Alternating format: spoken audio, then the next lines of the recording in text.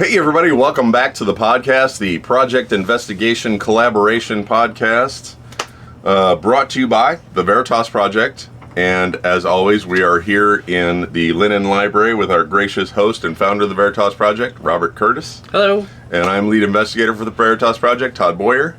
And welcome. Welcome everybody. We're actually also live on Facebook, or excuse me, on YouTube today. Yep. So we normally go live on TikTok when we record, but now we're also live on YouTube. That'd be you guys down there. We got cameras everywhere now. Yeah, we got three cameras going. 3 cameras going at once. So, wow, this, we're stepping forward.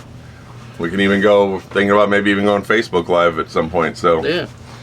It's be crazy. We're going to be all over the place. People right. can't get away from us. So, well, this week, we're going to talk about something that I actually haven't seen anything about in quite a while. Yeah. It's kind of, I don't want to say it's fell out of favor, but it definitely hasn't been up in the forefront. Right. Is crop circles. Yeah, it used to be a popular topic in the it was a big thing, yeah, UFO for sure. business, but I haven't heard about it in a long, long time. So yeah, and it was actually, I believe it was either Twickers or Hummer gave us this idea.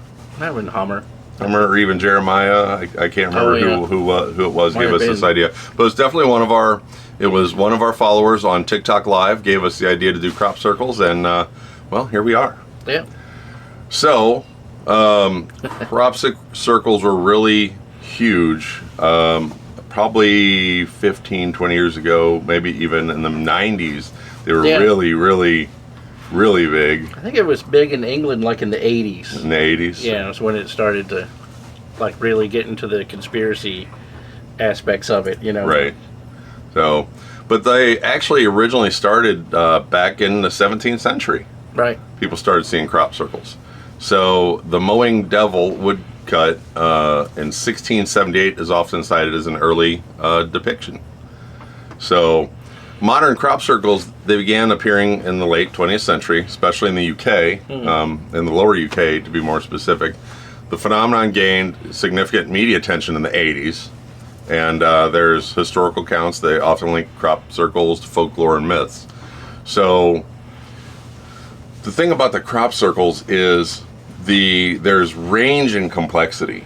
Yeah. It's all over the board, to a simple circle to like really very, very, very detailed, circles that are linked and geometric patterns, yeah. So they believe that extraterrestrials are leaving a message. What kind of message is just up in the air? Right. If you remember the movie Signs, I think they mention crop circles and signs, or there was crop circles and signs. They were used as navigation markers, right, I believe, for the alien invasion. Yeah.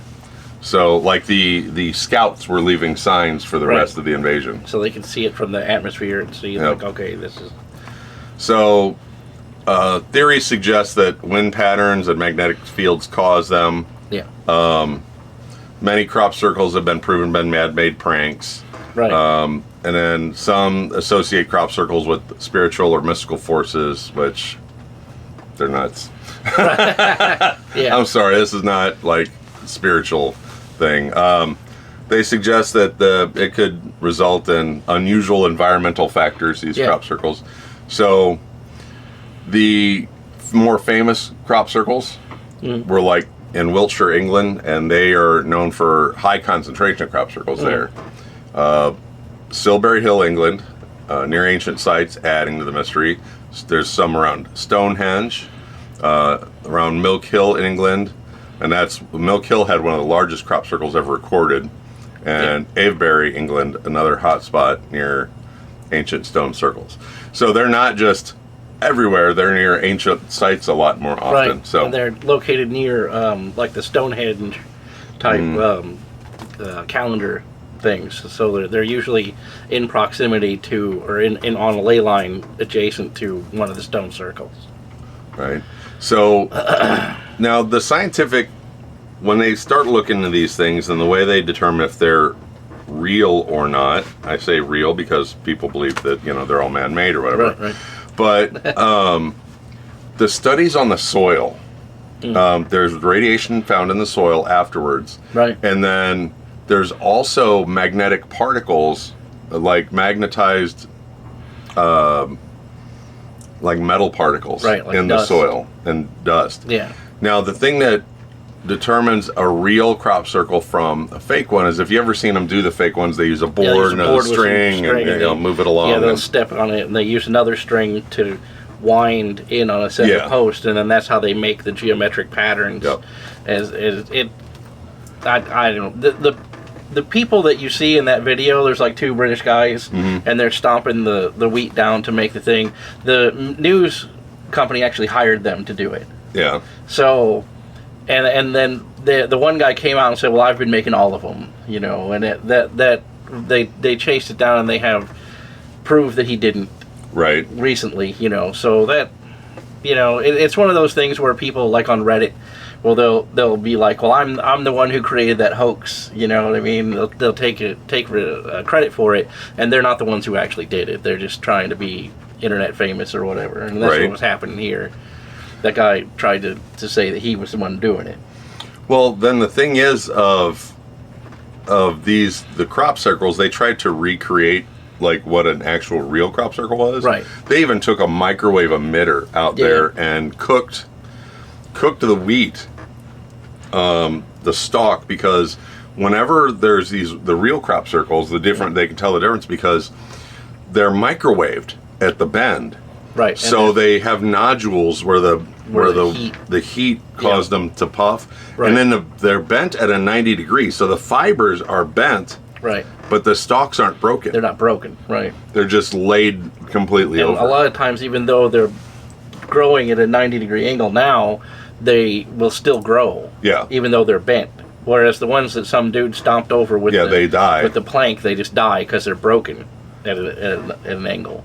And the fake ones are bent at the ground level and then laid on top of each other. Yeah. Whereas the real ones go up and then bend. Mm-hmm. So it's like a force came in at a certain height and then made the design. And the fake ones, you could always tell because if there's footage of a camera watching the field, it appears in sections. Right. So like one night it does this one and the next night it does the other one. Whereas in the real, you know, crop circles, it just appears all overnight. at once. Yeah. They're just they're there. Yeah. So, and that's the thing is like the real ones use a non-destructive force. Right. So, and that's the big difference, you know. Right. And if you do soil samples, there's elevated radiation, of course, from the microwaves, and then they use GPS and drones to map and study these formations, and they are perfect. Perfect. Right. So, one of the most prominent groups investigating the crop circles scientifically is the BLT research team. And they're the ones that go out and determine whether these are real or not. But then there's this Dr. Terrence Meaden who thinks it's wind vortexes. Right. And like, come on now. He put forth this hypothesis. I read it. And it sort of makes sense, but at the same time, it's impossable for it to happen. Well, these perfect, you know, geometric shapes. They're telling me wind is going to come out in these dirt perfect... devils is what he's talking about. Yeah, but you're like, how are you getting these advanced geometric shapes? That a circle with a line and then a circle and another line, and and there's a pattern to it that you can decipher, you know. And a lot of them that we haven't deciphered the pattern to, that it's because of us, not them. The scientists who have deciphered them create basically an algorithm and a program that figures out what it is, and then they try to apply that to the other ones and it doesn't fit, so then they say, well, these are undecipherable. But then later on, using a different model, they figure out what it is, like it's planetary alignment, it's a celestial navigation point, or it's some sort of event or something, but it's always some sort of message. It's just not understood at that moment what the message was.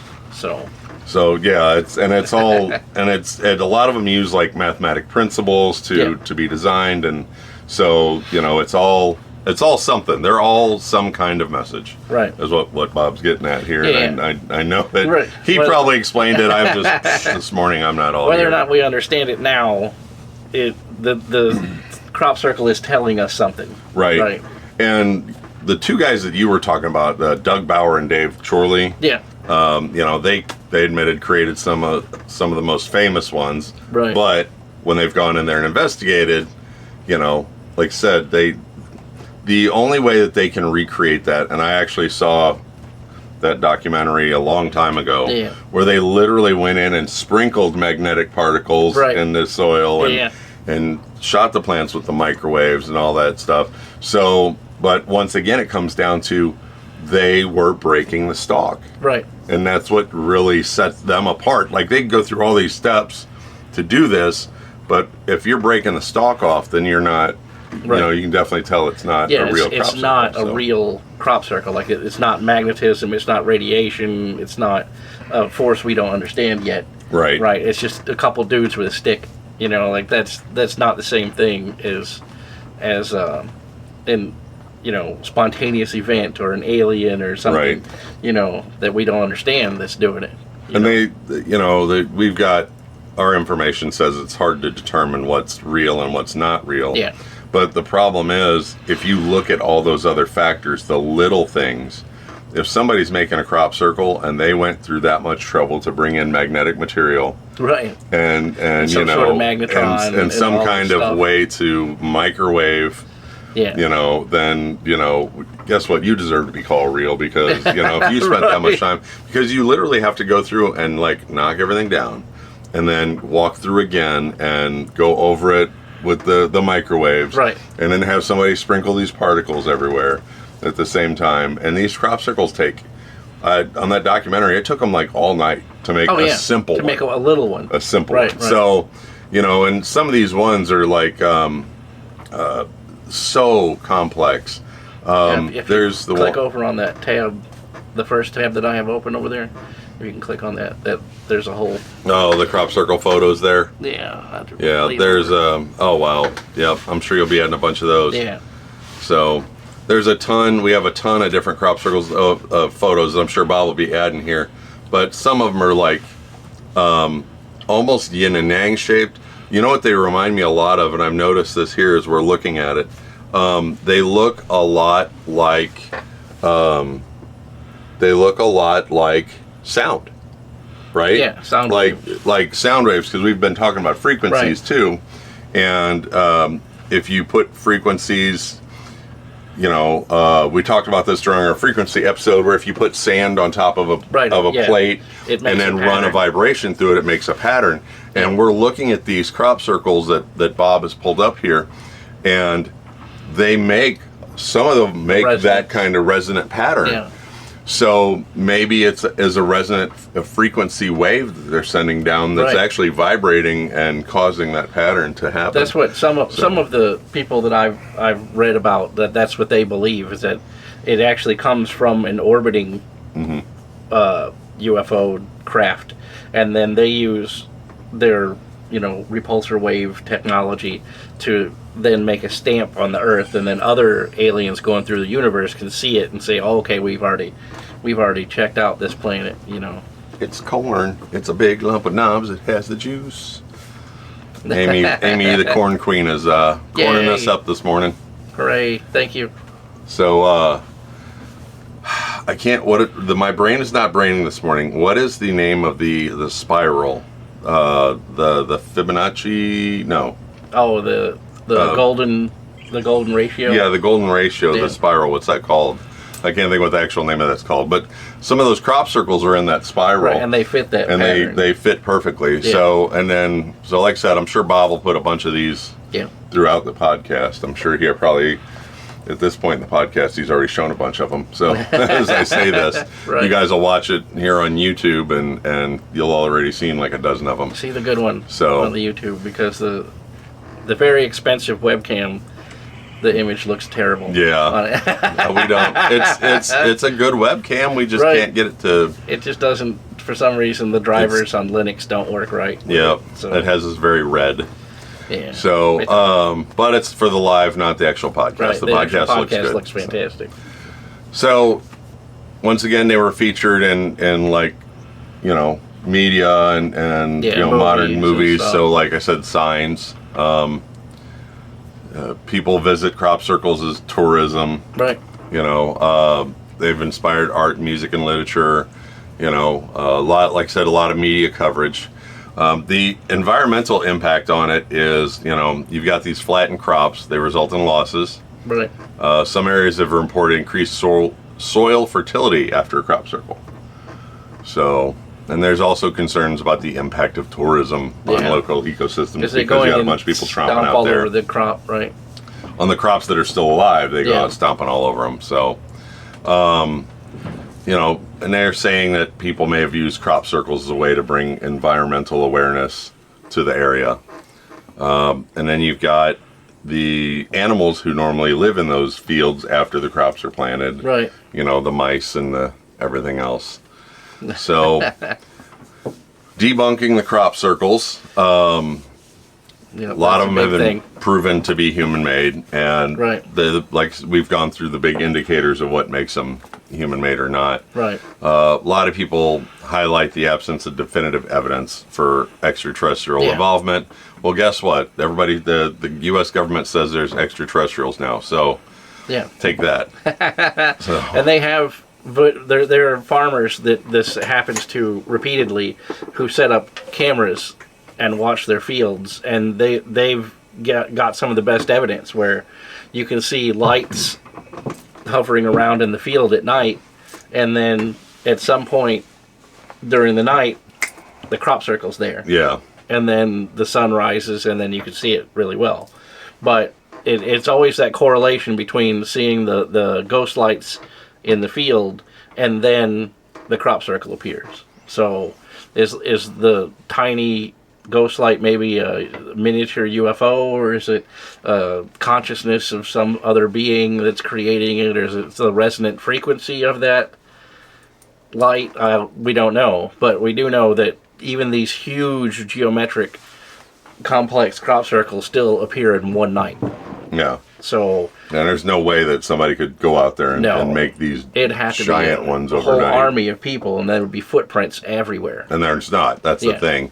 I mean, they, earlier in it, because, we do our research and we have ChatGPT pull some stuff for us, so we always talk about that. But, they say, it's hard to debunk the real ones from the fake ones, but it's not hard to debunk because there's footprints and there's major differences between the fake ones and the real ones. I mean, they look real, but when you get down to actually doing the research on them, you can see that they're fake. And there's a lot of fakes out there because this was such a hot thing. Yeah, in the 80s, it was a big deal, right? So a lot of people would want to, like the tourism that comes with it. So you'd have like a little hamlet, little town in England that maybe has a population of like 100 people, and then the crop circle would show up and there'd be thousands of people there, so they would get all this income from the inns and the restaurants and everything, so it became like a thing in the 80s to have your own fake crop circle so that everybody could come to the countryside and take a picture of it. Yeah. So that, it leads to the ones that are real. Why? Right? Right. So we're saying it could be some kind of navigational marker. But why? For what end? And some of them they've deciphered, and it shows planetary alignments.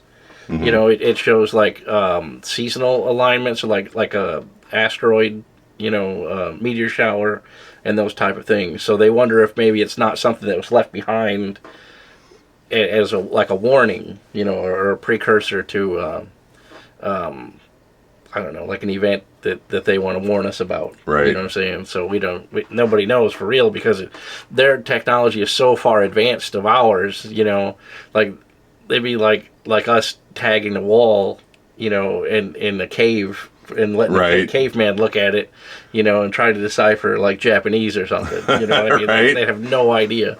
And that's kind of how we are with this, because I'm sure it's some sort of alien language. Right. And to them, it probably seems simple. They're like like, you know how like FEMA goes in after a disaster and they mark on houses, so they put the little X and the little things on it. It could be something like that to them. Yeah. You know, so that other UFOs fly by and they see that marking on the planet and they're like, oh yeah, this planet's full of dummies. You know, go on to the next one. Well, also, you know, the thought that comes to my mind is the Star Trek episode, not the newer Star Treks, but where the one alien species talks in experiences, like when Picard and the alien, they battle and then they become friends. They talk about Picard and such at such and such planet, right? So they give an example to like of a story to show an idea rather than just explaining the idea. Right. Like their big one was Shaka when the walls fell, which meant failure. Yeah. So they're you know, so is that kind of a thing? You know, they're putting this thing here. Okay, here's this symbol. Oh, it represents this whole idea of you know, these are this and that happened or whatever. You know what I mean? Right. Is it that kind of a situation where it's a whole idea in one symbol? You know, it's some sort of language we don't even understand. Yeah, we can't. We don't have a cipher mathematics. For it. Yeah. It's all about the mathematics. And if you've seen some of these things on here that they put, you know, for the crop circles that Bob's going to put in here, some of them are absolutely stunning. Yeah, they're really. You know, they're absolutely beautiful and complex, and it blows your mind how awesome and complex these really are. So. Anybody got anything in the live down here they want to ask about crop circles? Golden radio based off the Fibonacci sequence. Yeah, that's what I was trying to think of earlier, was the Fibonacci sequence. I couldn't. Right. My brain wasn't braining this morning. I admit we're late for the live, and it was totally my fault. I stayed up late, way too late last night, and then slept completely through my alarm. I found my phone at the foot of my bed. Yeah. So I must have fell asleep with it like in my hand or up near the top of the bed. So I don't know how I got down to the foot of the bed. It was there. Well, what are you gonna do? Yeah. And that's rare for me. I'm usually not late. And if I am running late, it's only 5 to 10 minutes, and I'll even call Bob beforehand and be like, hey, I'm running 10 minutes late or whatever. Yeah. So. But because of that, we got to set up more stuff. So I did the whole YouTube. The whole YouTube live that nobody even showed up in. Yeah, so. Nobody even came in. But YouTube saves those in our thing, so it'll always be there. And the thing about when you upload a video, you can always tag another, like a live or your trailer in it. And we don't have either. So at least now we have a live video on YouTube that we could tag and other stuff. So if somebody wanted to kill time before the countdown of the upload, then they could watch this. So it'll get traffic eventually. Yay, traffic. Yeah. Everything helps the algorithm. Right. The almighty algorithm. Which is why we have nobody in the live, by the way, because they're compressing our algorithm. So, but we thank everybody on TikTok Live for joining us this morning. Yay! Not a huge group this morning, but we definitely have our normal group that are stopping by to check us out. If anybody needs to get a hold of Bob or I, and definitely throw out some suggestions out there, we always encourage suggestions for podcasts. Yeah. You know, if you're watching on YouTube on the actual podcast, throw such suggestion in the comments. TikTok, we're always open to comments from you guys down there. And definitely throw us something out there if you got something you want to show Bob or I. Bob's email address is therealveritasproject@gmail.com, and I am investigator.todd.paranormal@gmail.com. And then check out Bob on all the social medias at RS Curtis or The Real Veritas Project. And I'm Investigator Todd on everything. And don't forget to check out the Patreon, which we need to sign the postcards this morning. Yeah, I got the postcards upstairs. So you guys that are paid Patreon members, you guys get another postcard from us. Yeah. So we're late because of the limp thing. Yeah. So. But it's good because then we can write a little message about the limp or whatever. Yeah. We do have little figures coming in the future that I designed at Hero Forge, and then Bob with his The 3D 3D printer. We're going to print them out. So maybe that'll be something we give to the paid Patreon members. Little figures of us. Everybody who came to the event got a pin. Yep. So they can represent where the pin. Represent. So, well, once again, thank you for joining us. Check us out on all the social medias. We're working on getting more shorts out there to get the algorithm bumped up, and someday we'll be rich and famous. Yeah. But no, we just enjoy doing this. Right. It's a good time.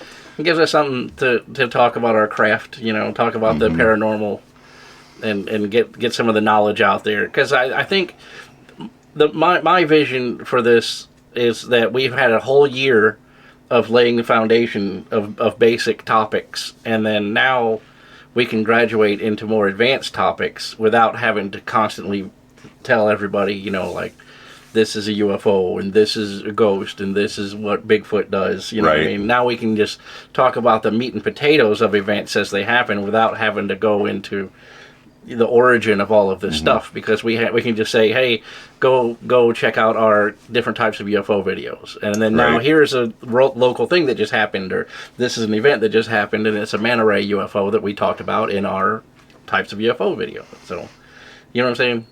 Yeah, and then we actually need to talk about that today when we're done here. Business cards. Yeah. Because I am running into a lot of people and talking to a lot of people, and I tell them about the podcast, and then they have to write it down. Yeah. And I want to get us business cards, and I want to have our QR code on the back. Right. So they can just simply boop, and then they're on our YouTube. Yeah. And there it is. So we'll definitely have to get that into play. Right. And get that going, and we'll definitely send those out to the Patreon members. Everybody make sure they get a couple business cards. They can hand them out. So, yep. So, once again, thank you guys for joining us on the Veritas Project podcast, the Project Investigation Collaboration. And remember, stay curious and find the truth, and we'll catch you guys next time. Bye, everybody.